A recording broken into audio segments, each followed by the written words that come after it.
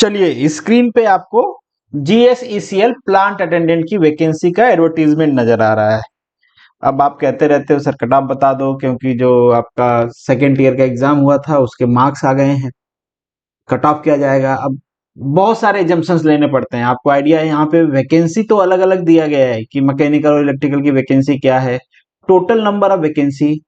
पर total number of vacancy को mechanical और इलेक्ट्रिकल के हिसाब से रोस्टर नहीं बनाया गया है। तो ये एक प्रॉब्लम होती है कि हम ये जो रोस्टर है, ज्वाइंट रोस्टर है, इसमें से कितनी सीट में मैकेनिकल की दूं, कितनी इलेक्ट्रिकल की दूं, कैटेगरी वाइज में बात कर रहा हूँ। वैसे तो पता है हमको ओवरऑल, पर चूंकि नंबर ऑफ सीट सेम है, 38 37 है, तो मैं अगर मान लेता हूं कि जनरल की अगर 24 है तो इसमें से 12 मैकेनिकल को, 12 मैकेनिकल को चली गई और 12 इलेक्ट्रिकल को चली गई। इस तरीके से हम अगर अज्यूम करके बनाएं, और वही मेरा एजम्पशंस भी है, उसी एजम्पशंस पे मैंने ये पूरा जो कट ऑफ आपको बताऊंगा उसी एजम्पशन से बताऊंगा। एक तो ये एजम्पशन हो गया। दूसरा, आपको पता है कि यहाँ पे जो रिजल्ट दिया गया है ना, इसमें कैटेगरी नहीं दिया गया है। तो अब कैटेगरी का रिजल्ट कैसे बताएंगे? हमको तो पता नहीं कि जनरल के बाद हमको कैटेगरी देखना होता है, तो हमको पता नहीं कि अगला बच्चा किस कैटेगरी का है, कौन सा है, तो उसका अजम्पशन करना पड़ता है हमको।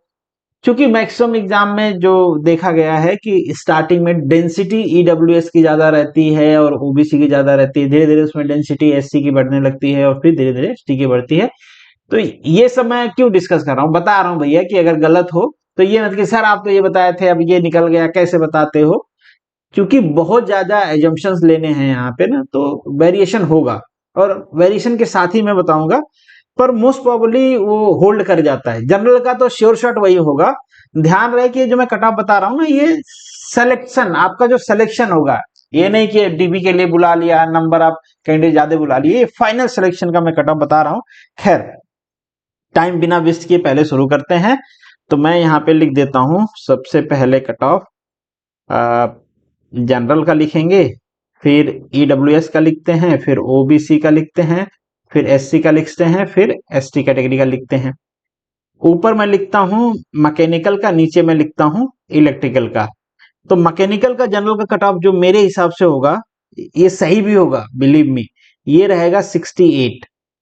ये किस्मत की बात है, थोड़ा आगे पीछे हो जाए, पॉइंट में चला जाए, 67.75 हो जाए या 68 पॉइंट कुछ हो जाए।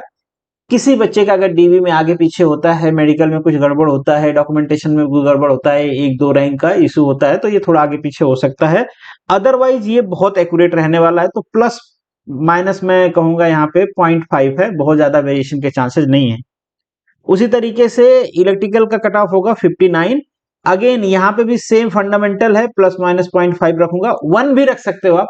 1 कब आएगा? जब नंबर ऑफ सीट इलेक्ट्रिकल और मैकेनिकल के, जैसे मान लीजिए 12 सीट मैंने दिया, पर उन्होंने कहा कि नहीं, जनरल में मैकेनिकल को हम लोग सीट देंगे 7 8 और इसको दे देंगे 20, तो उस केस में वेरिएशन हो जाएगा ज्यादा का। थोड़ा इक्वली होगा तो ज्यादा वेरिएशन नहीं होगा।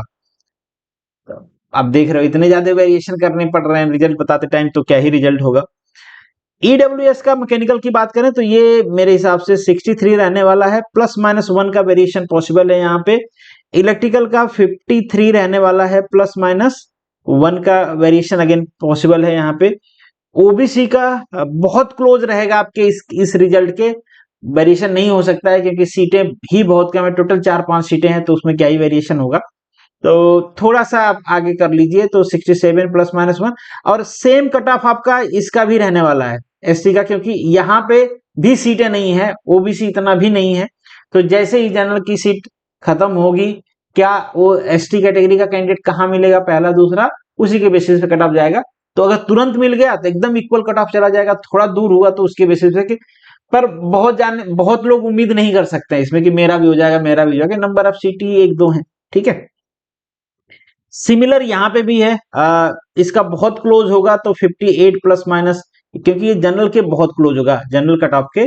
नंबर ऑफ सीट नहीं है तो जनरल कट ऑफ ही बन जाता है नियरली आपका कैटेगरी का कट ऑफ। ओबीसी का यहाँ पे again very close to general होगा, क्योंकि नंबर ऑफ सीट्स तो हैं 3-4, अब उसमें से मैकेनिकल को भी डिवाइड करना है, जो 5 सीटें हैं उसी में से इलेक्ट्रिकल को भी डिवाइड करना है। एससी कैटेगरी में नंबर ऑफ सीट्स भी हैं, और इनकी जो डेंसिटी होती है ना मेरिट में, वो बड़ा रैंडम होती है। कोई बच्चा मान लीजिए टॉप 10 में है, तो हो सकता है कि 10 से 20 के बीच में कोई ना हो सकता है 20 से 30 के बीच में 5-6 हो जाए, फिर हो सकता है कि 30 से 50 तक कोई ना हो, तो वेरिएशन काफी ज्यादा होते हैं, तो प्रेडिक्ट करना मुश्किल होता है। तो इस वजह से यहाँ पे मैंने प्रेडिक्शन नहीं करने की सोचा, बट फिर भी कर देता हूँ। टेंटेटिवली मैं मान के चलता हूँ कि ये 61 +-3 रहेगा, इसीलिए वेरिएशन मैंने ज्यादा लिया, और ये रहा है 50 +-3 रहेगा। अगर आप इसके बीच में फॉल करते हो तो यू कैन एक्सपेक्ट कि आपका फाइनल मेरिट लिस्ट में नाम होना चाहिए एज पर माई प्रेडिक्शन। तो प्रेडिक्शन ही है, गलत भी हो सकता है, अगर आप इससे बाहर भी हो तो फिर भी उम्मीद तो रखिए, इतना फ्रस्ट्रेट होने की जरूरत नहीं है। बाकी आपको डीबी का तो काफी सारे लोगों का है, डीबी का मैंने नहीं बनाया है कि कितने लोगों को डीबी का आएगा, क्या आएगा, सब चीजें फाइनल सिलेक्शन का ही रहेगा। बाकी आपका कोई अगर डाउट या कुछ भी हो तो कमेंट बॉक्स में लिख सकते हैं। चलिए मिलेंगे नेक्स्ट वीडियो में, तब तक के लिए all the best, good luck and जय हिंद।